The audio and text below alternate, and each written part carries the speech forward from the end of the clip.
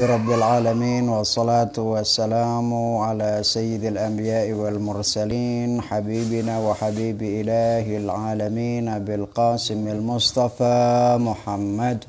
Allahumma salli ala Muhammad wa ali Muhammad.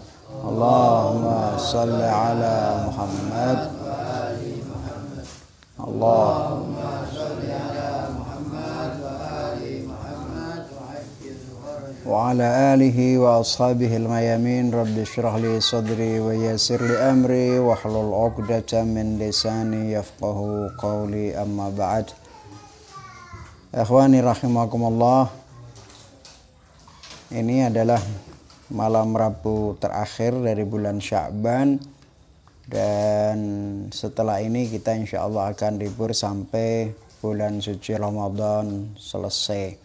Jadi kajian kita tentang Arba'una Haditsan yang ditulis oleh Imam Khomeini akan kita istirahat. Artinya kita akan berhenti sesaat untuk menjelang bulan suci Ramadan sampai nanti selesai bulan suci Ramadan. Bismillahirrahmanirrahim. Faslun fi bayani lajmil anbiya'i li tabi'atil insan. I'lam annal wahma wal ghadaba wasyahwata minal mumkin an takuna minal junudir rahmaniyah wa tuaddi ila sa'adatil insani wa tawfiqihi idha sallamtaha lil aqlis salim walil anbiya'il 'idham. Wa minal mumkin an takuna minal junudi syaitani idha taraktaha wa sya'naha wa atlaqtan al-anana lil wahmi liyatahakkama fil quwwatainil akhirayain al-ghadab wa syahwah. Dalam pasal ini Imam Khomeini ingin menjelaskan tentang tugas dan tujuan para nabi serta diturunkannya risalah al-ilahiyah, kitab-kitab samawi kepada para nabi. Dalam bab ini Imam Khomeini ingin menjelaskan tugas mereka dan fungsi daripada syariat Allah Subhanahu wa ta'ala di dalam membentuk kepribadian seseorang yang melakukan jihadun nafas. Oleh karena itu beliau mengatakan i'lam annal wahma wal ghadaba wasyahwata minal mumkin an takuna minal junudir rahmaniyah. Pada rangkaian kajian kita dari awal kita tidak lepas daripada pembahasan tentang al-wahm wal ghadab wasyahwah, karena itu memang adalah kekuatan yang ada pada diri manusia dan bagaimana seseorang itu berjihad melawan nafsunya untuk mengendalikan baik itu al-wahm wal ghadab wasyahwah.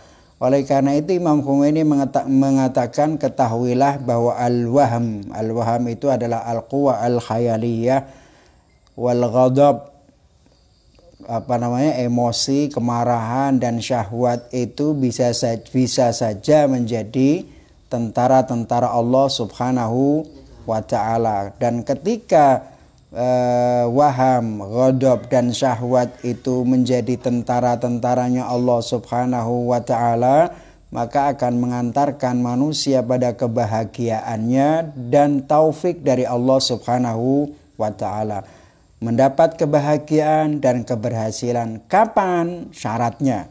Kapan? Idza sallamtaha lil aqlis salim walil anbiya'il 'idham. Ghadab atau waham, emosi, syahwat itu akan bisa menjadi tentaranya Allah Subhanahu wa ta'ala. Dan waham, kemarahan, kekuatan ghadab, kekuatan marah, emosi dan syahwat itu bisa membawa manusia pada kebahagiaan dan keberhasilan. Syaratnya satu, yaitu ketika engkau tiga kekuatan ini engkau serahkan, engkau kendalikan dengan akal yang sehat. Walil anbiya'il 'idham, kau serahkan, kau kendalikan dengan ajaran-ajaran para nabi. ada dua kekuatan yang bisa mengendalikan kekuatan-kekuatan manusia seperti waham wal ghadab wa syahwah. Pertama yaitu al-aqlu dan yang kedua adalah asy-syar'u atau akal dan syariat. Imam Khomeini menyebutnya di sini lil aqlis salim walil anbiya'il idham. Lil aqli salim itu artinya adalah akal, karena hukmul akli adalah akan mengantarkan kebenaran pada sesuatu yang benar. Kebenaran akal itu akan membawa seseorang pada kebenaran yang sebenarnya, maka disebut al-aqlus salim. Lawannya adalah al-aqlul istiqra atau yang disebut dengan asyaitani yang dikendalikan oleh al-waham. Walil anbiya'il idham maksudnya adalah syariatnya Allah Ta'ala. Wa minal mumkin an takuna minal junudi syaitaniyah itta idza taraktaha wa sya'naha wa atlaqtal anana lil wahmi liyatahakkama fil quwwatainil akhiraini al-ghadab wa syahwah.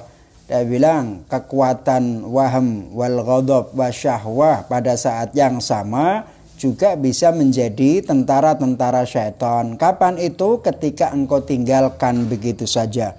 Ketika syahwatmu, emosimu, wahammu, khayalanmu ini kau biarkan begitu saja, tidak engkau kendalikan dengan akalmu dan syariatnya Allah Ta'ala. Saat itu apa? Saat itu maka al-wahmu wal ghadab dan syahwat ketiga-tiganya akan mengantarkan kita kepada nerakanya Allah Subhanahu wa Ta'ala. Makanya kata Imam Khomeini wa atlaqtal anan, kendalinya itu jadi ghadab wa syahwat terutama kendalinya itu kau berikan kepada al-waham.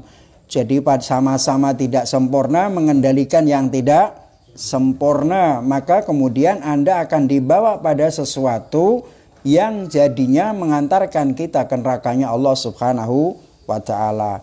Yang pertama, kalau menjadi tentaranya Allah berarti itu akan mengantarkan kita kepada surganya Allah dan ridho Allah.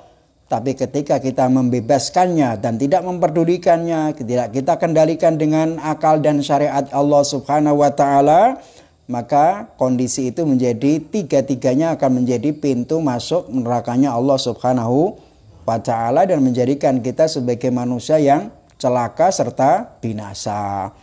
Nah, itu menurut saya kajian yang sifatnya mengulang-ulang apa yang sudah pernah kita kaji bersama. Nah, lalu Imam Khomeini bilang begini, wa aidan lam ya'ud khafiyan anna ayyam minal anbiya'il idham lam yakbitu syahwata wal ghadaba wal wahma bisuratin mutlaqatin walam yaqul ayyu da'in ilallahi hatta al'an bi anna syahwata yumkin an tuqtala bisuratin ammah wa an yuhmada awarul ghadabi bisuratin kamilah wa an yutrak tadbirul wahmi bal qalu yajib as-saytaratu 'alaiha hatta tuaddi wajibaha fi dhilli mizanil aqli wad dusturul ilahi. Imam Khomeini menarik dalam kalimatnya ini.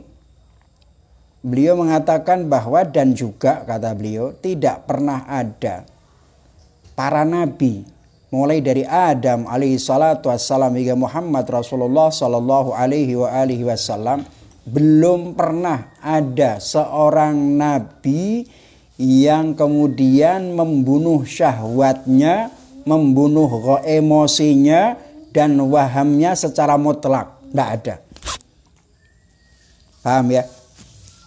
Lah kenapa? Kok para nabi diturunkan tujuannya apa? Tadi katanya untuk mengendalikan, benar, mengendalikan emosi, mengendalikan syahwat, mengendalikan waham, itu penting. Tapi tidak mungkin waham, emosi, dan syahwat itu dibunuh, dimatikan. Tidak akan pernah ada.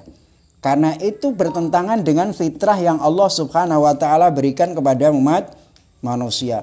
Pada awal kajian kalau kalian masih ingat bahwa fungsi waham itu ada manfaatnya. Fungsi ghadab juga ada manfaatnya. Fungsi syahwat ada manfaatnya. Salah satu, walaupun kita pernah membagi masing-masing ada dua unsur manfaat daripada waham, ghadab dan syahwat, tapi saya ingin mengingatkan kembali pada apa yang pernah kita jelaskan. Misalnya al-ghadab, emosi.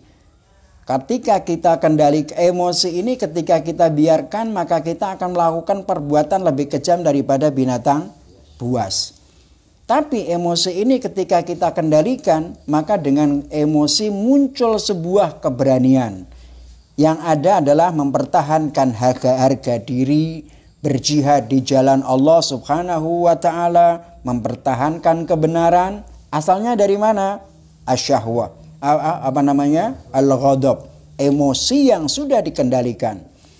Syahwat ini apa? Cenderung untuk melampiaskan keinginan seseorang, pengen makan seenaknya sendiri, la halal wala haram.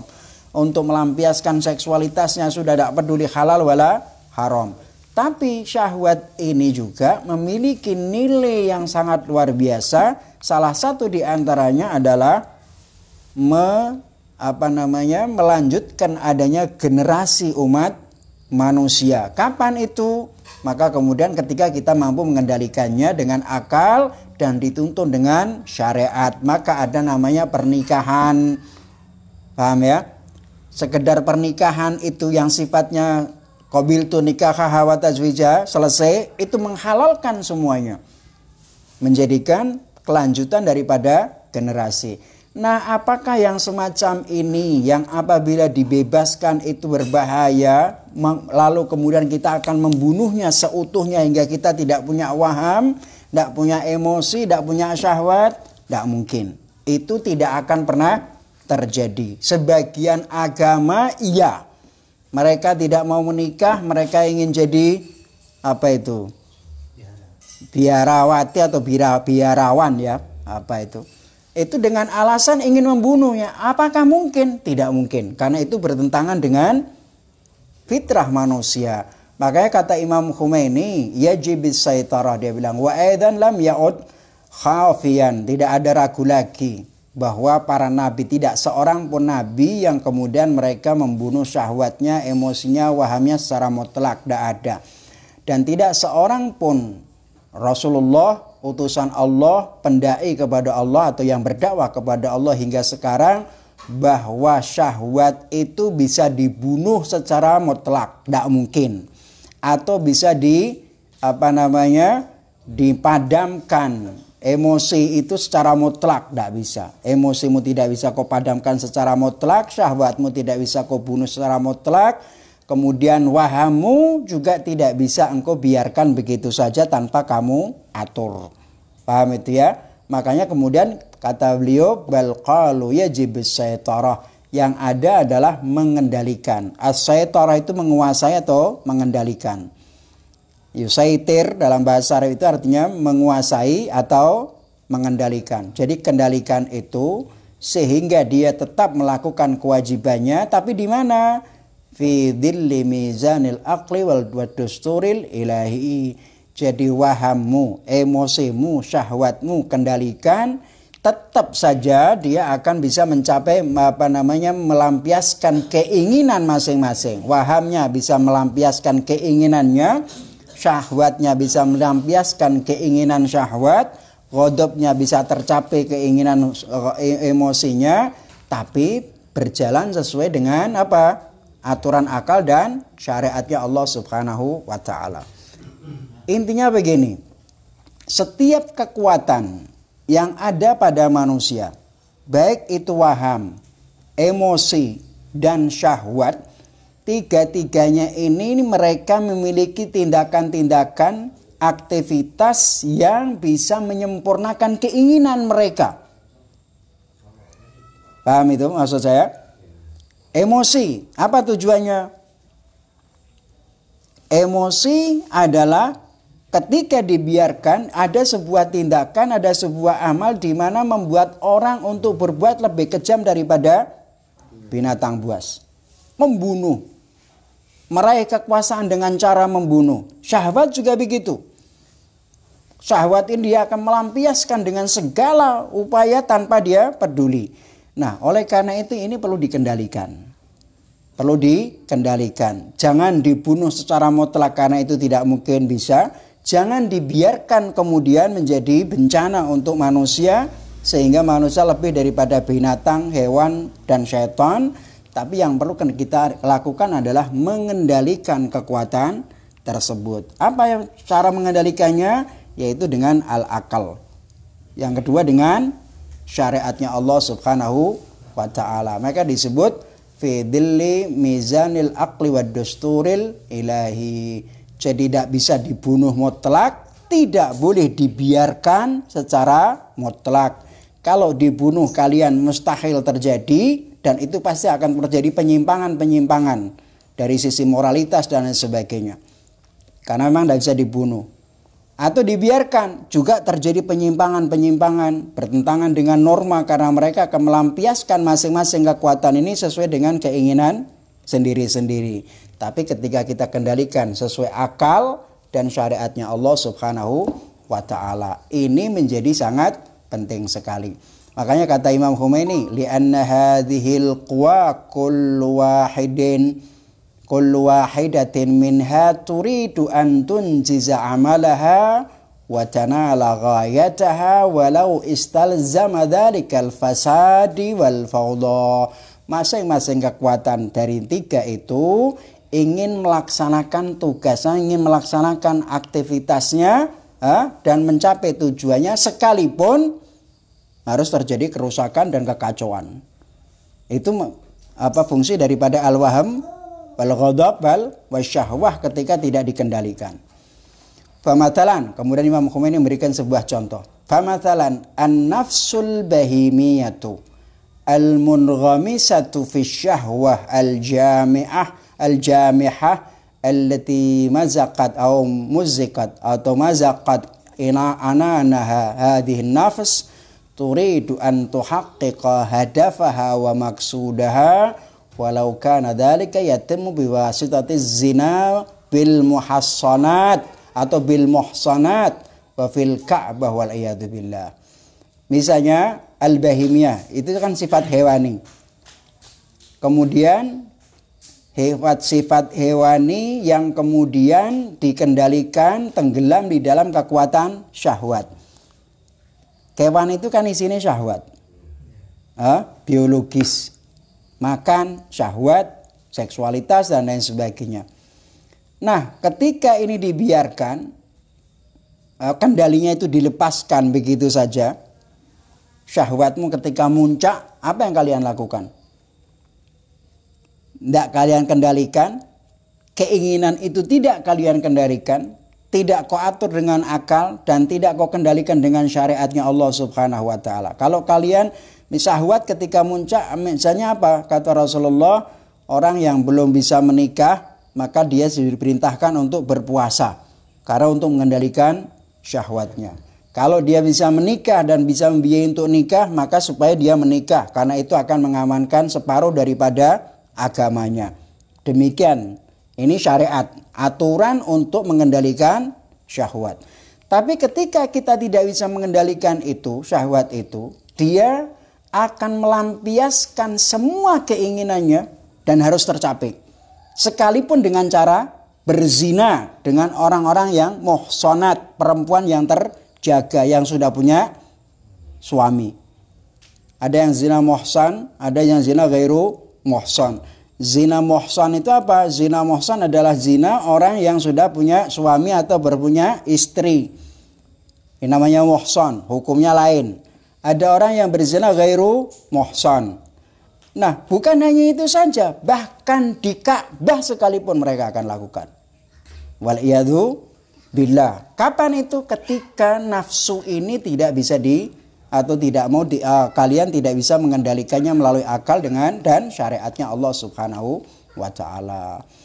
Wan nafsul ghadub. Contoh yang kedua, Imam Khomeini mengatakan wan nafsul ghadub turidu an tunjiza ma turiduhu hatta walau istalzama dzalika qatlal anbiya'i wal auliya. Emosi, amarah.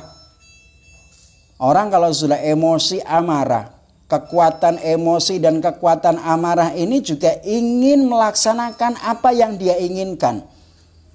Wong kalau sudah emosi, rasakan, coba Anda lihat diri kalian sendiri. Ketika Anda emosi, apa yang terjadi? Ima kalian berpikir, kemudian kau bisa menahan emosimu, atau tidak kau berpikir, kau tidak bisa yang penting terlampiaskan, yang penting kau puas, maka yang terjadi adalah sebuah bencana. Tersinggung dari kata-kata orang lain, tersinggung dari saudaramu ketika Anda sedang guyon. Orang guyon, sohib dengan kawan itu kan sudah tidak lagi ada aturan, kan namanya sahabat dekat. Nah, ketika kamu kemudian tersinggung oleh ucapan saudaramu sendiri, kawanmu sendiri, keluargamu sendiri, tiba-tiba Anda emosi. Dan kemudian emosimu tidak kau kendalikan. Apa yang terjadi? Bencana besar. Bisa membunuh orang. Bahkan bisa membunuh orang tua hanya karena ucapan orang tua yang bisa jadi karena orang tua ngomong seorang ayah atau seorang ibu terhadap anaknya bisa dimaklumi. Atau seorang kakak kepada adiknya bisa dimaklumi. Tapi kemudian kita tersinggung. Apa yang terjadi? Tak jarang orang membunuh orang tuanya.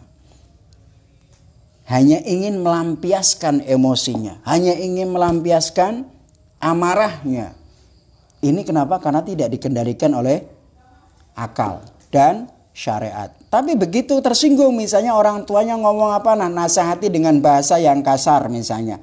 Misalnya ada orang tua menasihati kalian dengan bahasa yang kasar. Mungkin saat itu Anda emosi karena apa yang dilakukan, apa yang diomongkan tidak seperti yang ada pada diri kita misalnya. Kemudian emosi.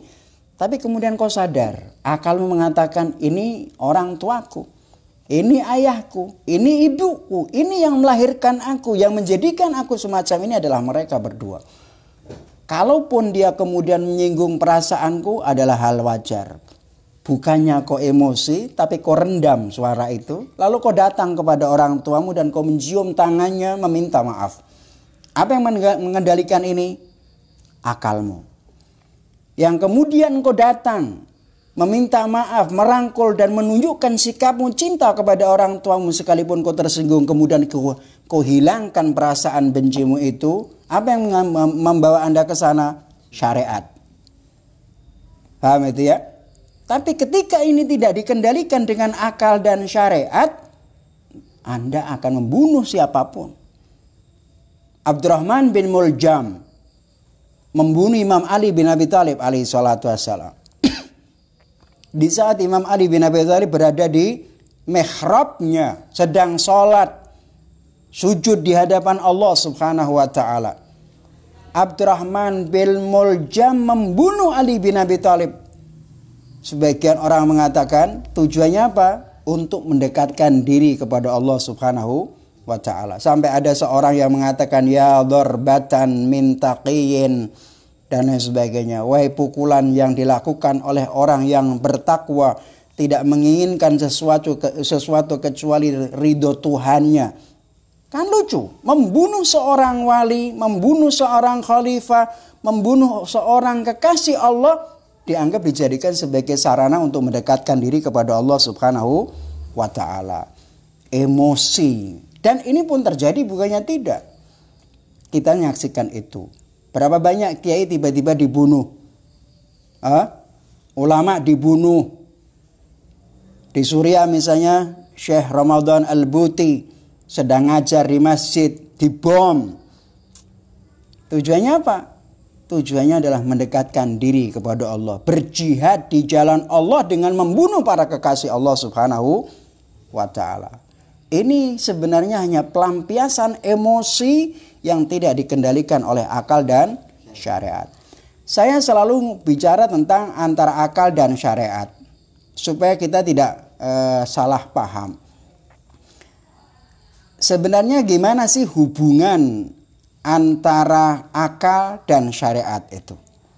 Saya ingin katakan bahwa hubungan nisbah analogi antara akal dan syariat itu, kita katakan akal itu ibaratnya adalah cahaya dan syariat itu adalah jalan. Ketika Anda berada di jalan yang gelap tanpa cahaya, bisakah kalian jalan? Bisakah kau menemukan jalan yang benar? Bisakah kau akan mengarah tujuan yang kau capai tanpa menggunakan cahaya itu? Dalam riwayat, akal itu dinisbahkan dengan al-misbah, lampu, lentera. Sedangkan dalam riwayat tentang asy-syariah itu diibaratkan sebagai al-bait, rumah. Banyak riwayat menceritakan semacam itu. Akal itu diibaratkan sebagai misbah, lentera, dan syariat itu dinisbahkan sebagai rumah. Ketika Anda berada masuk ke dalam sebuah rumah yang gelap tanpa lampu, bisakah kau membedakan antara baik dan buruk?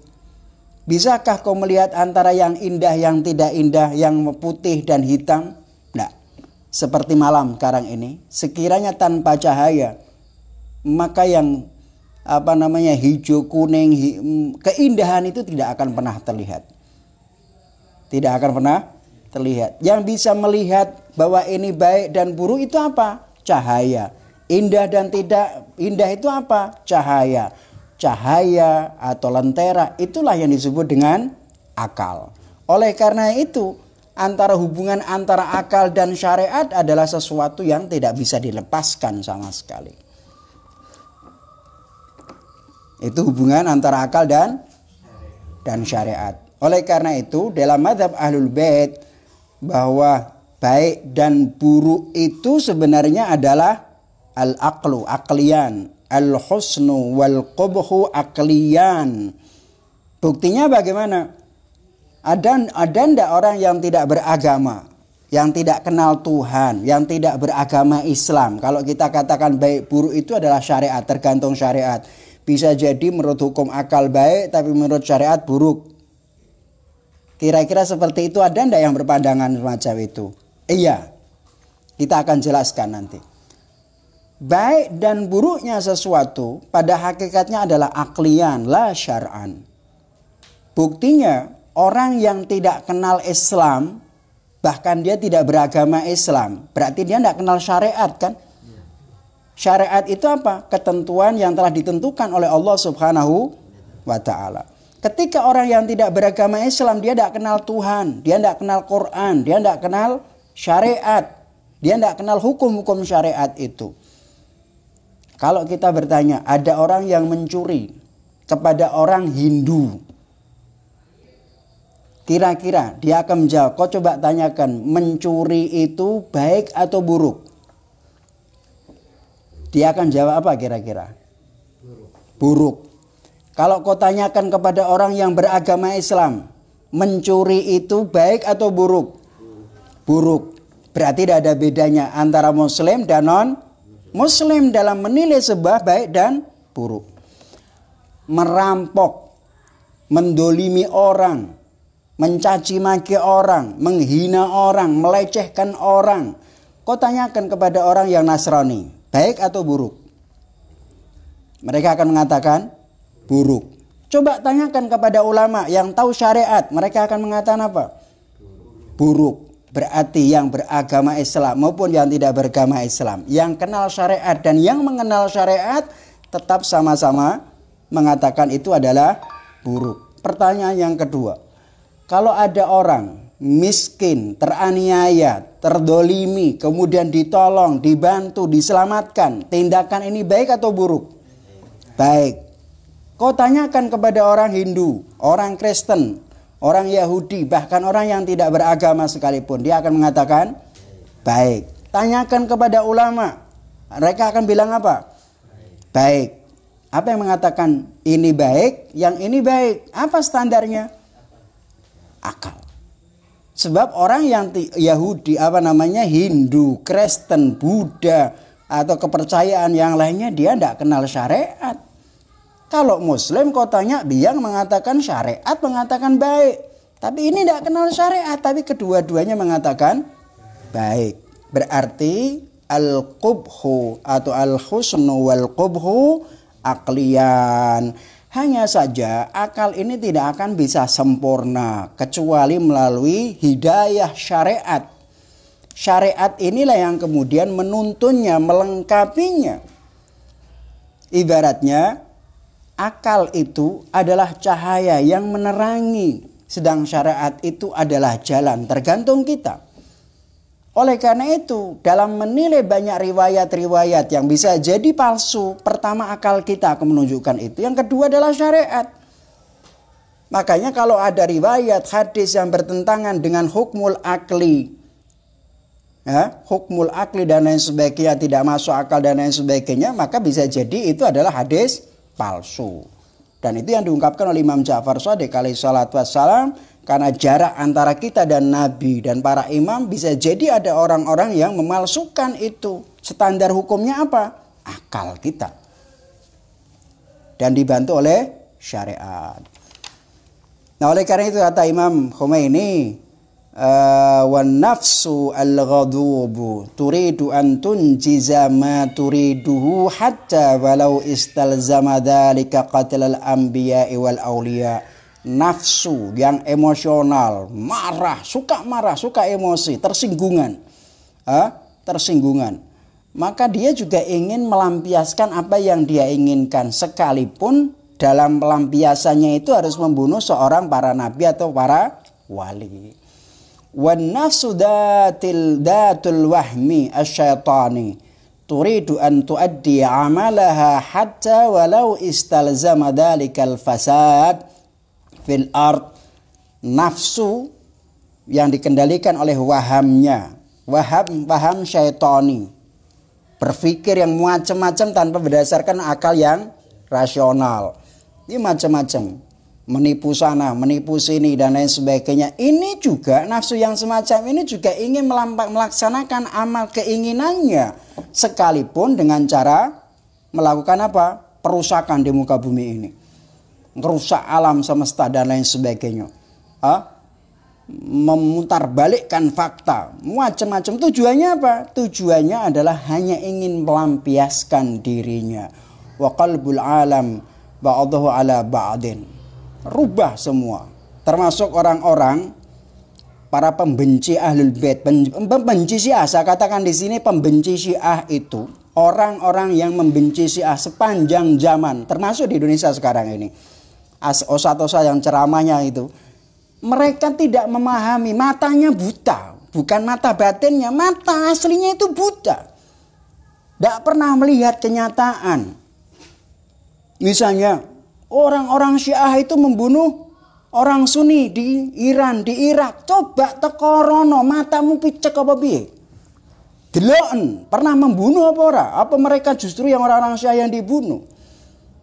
Ini sedemikian rupa, diciptakan sedemikian rupa yang menggambarkan bahwa dirinya sama sekali telah dikendalikan oleh al-wahamnya untuk kepentingan syaitaniyahnya, kepuasannya saja. Tapi ingat sekali lagi, kebenaran adalah kebenaran. Meskipun banyak yang membenci, meskipun banyak yang mencaci maki, meskipun banyak orang yang memfitnah, maka fitnahan itu tidak akan pernah menutupi kebenaran sebagai sebuah kebenaran. Kalau sekiranya fitnah itu bisa menutupi kebenaran dan menjadi fitnah itu menjadi sebuah kebenaran yang benar menjadi batil, maka mazhab Ahlul Bait tidak akan pernah muncul sampai kapanpun. Dan itu janji Allah Subhanahu wa ta'ala. Nah, oleh karena itu saya katakan kepada para asatid, para kiai yang anti Syiah, hentikan kalian untuk memfitnah itu. Lebih baik kita duduk bersama, bersatu, kita membangun sesuatu yang paling penting untuk negeri ini. Karena apapun yang kalian lakukan, cacian yang kalian lakukan, fitnahan yang kalian lakukan tanpa melalui kajian yang jelas, apalagi tidak mau dialog dengan orang-orang yang punya ilmu, itu akan menghancurkan karirmu sendiri di masa yang akan datang. Demi Allah, siapapun yang mencaci maki, menghinakan ahlul bait dan ajaran ahlul bait, Allah yang akan menghinakan mereka dan pasti akan terjadi. Pasti akan terjadi. Allah yang menjaga. Nah, kata Imam Khomeini, laqad ja'al anbiya alaihi wassalatu wassalam wa atau biqawanin wa unzilat alaihimul kutubus samawiyyatu min ajlil khaylulati dunal itlaqi wal ifrat fit taba'i wa min ajli ihda'in nafsil insaniyati li qanunil aqli wasyar'i wa tarwidhiha wa ta'dibiha hatta la yakhruja ta'amulaha hatta la yakhruja ta'amuluha min hududil aqli wasyar'i. Kata Imam Khomeini, para nabi itu diutus oleh Allah Subhanahu wa taala, diturunkan ke muka bumi ini dengan membawa aturan-aturan yang kita sebut dengan syariat. Diturunkan kepada mereka kitab-kitab samawi. Tujuannya apa? Tujuannya adalah untuk tidak terlalu memberikan atau menciptakan manusia berlebihan. Tidak ifrat wala tafrit. Ifrat tafrit itu apa maksudnya? Ekstrim kanan atau ekstrim kiri. La ifrat wala tafrit. Artinya tidak membiarkan nafsu seseorang berbuat seenaknya, tapi juga tidak membunuhnya, tapi mengendalikannya, mengatur, disesuaikan dengan hukmul akli was syar'i. Itulah diturunkannya para nabi. Makanya bamin ajli ihda'in nafsil insaniyah liqanunil aqli wa syar'i. Para nabi diturunkan itu tujuannya itu supaya nafsu manusia ini dikendalikan sesuai dengan hukum akal dan hukum syariat serta tarwid riyadhah dan mendidiknya hingga mereka artinya dita'amul memperlakukan nafsu kita ini jangan sampai melebihi daripada batasan-batasan hukum akal dan batasan hukum syar'i. Ada yang mengatakan ndaklah kita harus kendalikan, kita bunuh nafsu kita. Akhirnya tidak mau kawin, tidak mau ini dan lain sebagainya. Mustahil. Kebutuhan seseorang, biologi seseorang itu adalah sesuatu yang bersifat fitrah. Emosi itu bersifat fitrah. Nah, tinggal mengendalikannya seperti apa. Idan fakullu nafsin kayyafat malakatiha wifqal qawanin al-ilahiyah wal ma'ayir al-aqliyah fahiya sa'idatun wa min ahlin najat. Kata Imam Khomeini, dengan demikian maka setiap jiwa, setiap nafsu yang dia mampu takif menyesuaikan karakternya sesuai dengan aturan ilahi, undang-undang ilahi dan hukum-hukum akal, maka jiwa tersebut adalah jiwa yang bahagia, jiwa yang selamat. Sebaliknya, kalau dia tidak bisa mengendalikan itu, karakternya dengan hukum Allah dan hukum akal, maka dia akan menjadi orang yang sengsara. Wa illa falyasta'idul insan billahi min dzalika syaqa wa su'at taufiq wa tilka dzulumati syada'id alal muqbilah. Kalau tidak bisa semacam itu, ya manusia harus berlindung kepada Allah Subhanahu wa taala supaya dia tidak menjadi orang yang celaka, orang yang tenggelam di dalam kegelapan dan kejahatan di masa yang akan datang. Di akhirat kalian akan dibangkitkan seperti apa? Wa minha tilka suwar al-mur'ibah wal mudhilah allati tusakhibuhu fil barzakh wal qabri wal qiyamati wa jahannam. Di antara masa depan yang gelap itu adalah bentukmu. Besok kau akan dibangkitkan oleh Allah Subhanahu wa taala dalam keadaan bentuk yang sangat menakutkan, seperti yang pernah kita jelaskan pada malam Rabu sebelumnya. Imma manusia, wa imma binatang, wa imma atau campuran dari situ yang kemudian tidak bisa digambarkan di alam semesta ini. Wa min hatil kasuwar al-mur'ibah wal mudhilah allati tusahibuhu fil barzakh wal qabri wal qiyamati wa jahannam wallati natajat anil malakat wal akhlaq al fasidah allati lazamatuhu. Itu kalian semua akan berbentuk seperti apa tergantung amalan kalian. Bagaimana kita bisa mengendalikan nafsu kita sendiri. Di kubur gitu akan mendampingi kita, di barzah mendampingi kita sampai di hari kiamat, bahkan sampai kalau sekiranya kita masuk surga, masuk neraka pun akan mendampingi kita. Itu semua akibat daripada apa yang kita lakukan dari perilaku kita. Nah, oleh karena itu menjelang bulan suci Ramadan kita perlu waspada dan hati-hati. Insya Allah nanti malam Sabtu ya kita akan mengkaji persiapan atau yang kita sebut dengan istiqbal syahri Ramadan. Apa saja yang perlu kita siapkan di dalam menyambut bulan suci Ramadan. Wallahu a'lam bishawab. Walhamdulillahirabbil alamin. Wassallallahu ala Muhammad wa alihi at-tahirin. Allahumma shalli